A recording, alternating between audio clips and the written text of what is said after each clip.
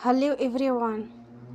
Today we will talk about how to fix the app of DramaBox.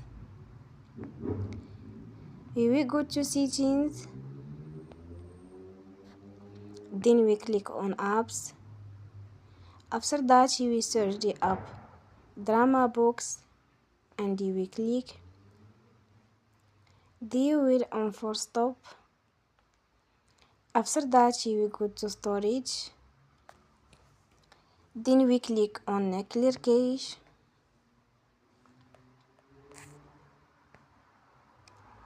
Here we go to Play Store and you will update your app.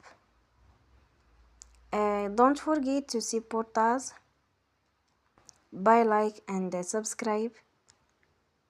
See you next time and thank you for watching.